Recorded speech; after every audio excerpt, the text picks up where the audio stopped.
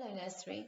This book, love this book title, Yucky Worms by Vivian French and Jessica Alberg. Look, so many worms, and that little boy is having a little look. It's coming up, the worm's coming up from the ground. Wow, that's a very long, wiggly, squiggly worm. Yucky worms. One day, when I was in Gran's garden, Gran dug up a slimy, slithery, wiggly worm. Yuck! I said, throw it away. Throw it away? Gran looked horrified. Would you throw away one of your friends? You can't be friends with a worm, I said. You can't even tell which end is which. Yes, you can. Watch. Gran put the worm down. It gave a kind of squirmy wriggle and disappeared really fast, pointy end first. As the rounded end vanished, she said, there goes its tail. I bent to look down and I could see it had left a little tunnel. Where's it gone? I asked. Home, Gran said. It's an earthworm. It lives in the earth. And look, this is a diagram of an earthworm. That's its skin. And has hearts. Oh, 5 hearts. And a brain. And an esophagus. And a gizzard, an intestine. And that's the bottom end, where the poo comes out. Does it eat earth too? I wanted to know. It eats tiny, tiny stones and bits of grit, Gran told me. But worms eat other things as well, like rotting leaves and flowers and fruit and dead insects. They especially like eating at night when it's cool. Worms come out above ground to find things to eat. So can you see it's pulling its worm? The worm is pulling the leaf in, under, and right under into the soil.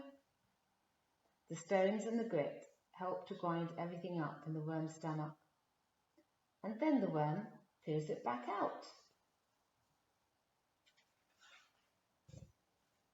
Gran pointed at the flower beds. Look, can you see? There it is.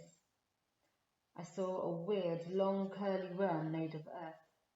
That's worm poo, Gran said. It's called a cast. You know when you recycle things? Well, worms do it too. There's still a lot of goodness left in the things a worm eats. And when the goodness comes out as poo, it helps plants to grow big and strong. And as the worms move about under and over the earth, the poo gets spread around the garden. Wow, this is all under the earth. Lots of plant roots and earthworm tunnels. That's why worms are my friends. Gran gave me a thumbs up. It's not just their poo that's good for plants. The tunnels they dig loosen the soil, so roots can stretch out and air and rainwater can get in. Brilliant.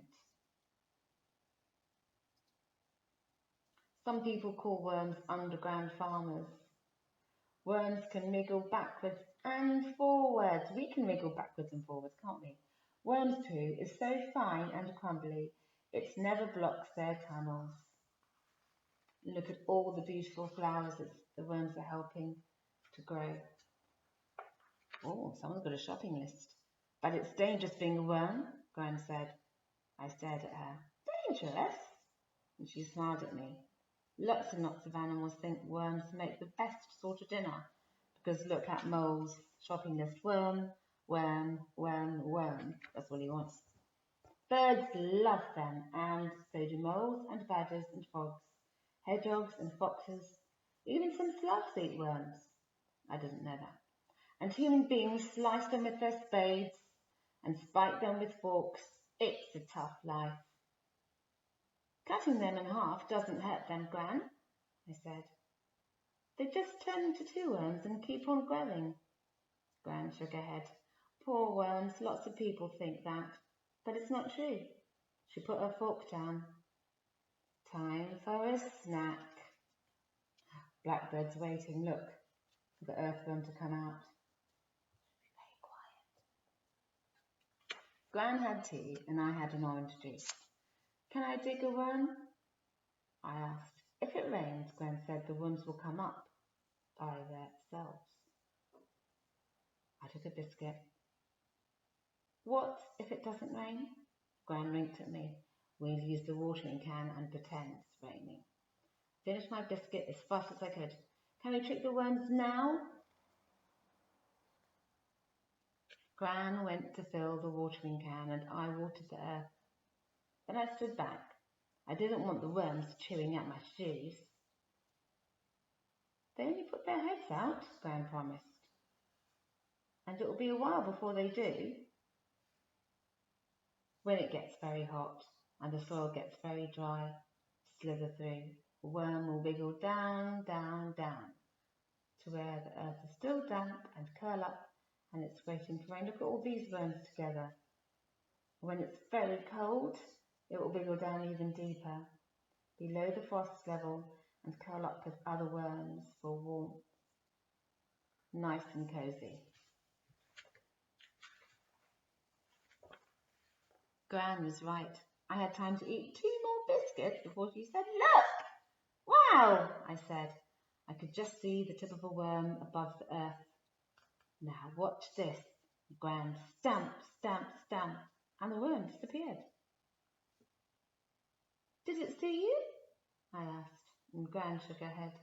Worms don't have eyes. They feel vibrations, and a thump like that might mean that a hungry bird is landing. Danger! Be careful. Gran dug her fork in the ground. Up came lots of earth and other wriggly worms. She picked one up, washed it in the watering can. Mustn't drop it, she said. Very carefully she held it. They can't swim. Look, there's a magnifying glass looking at the skin. There's little spiky bits sticking out. Gran put the clean worm on some paper and held it near my ear, and I could hear a rustling sound. What's that? They're covered in little bristles, Gran said. The bristles and their muscles help them move.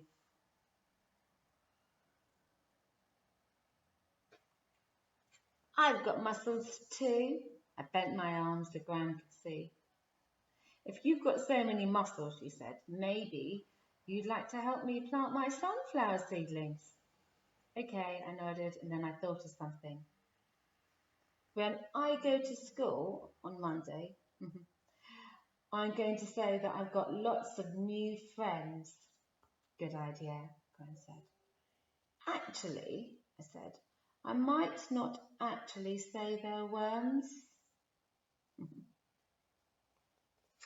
The end. Yucky Worms.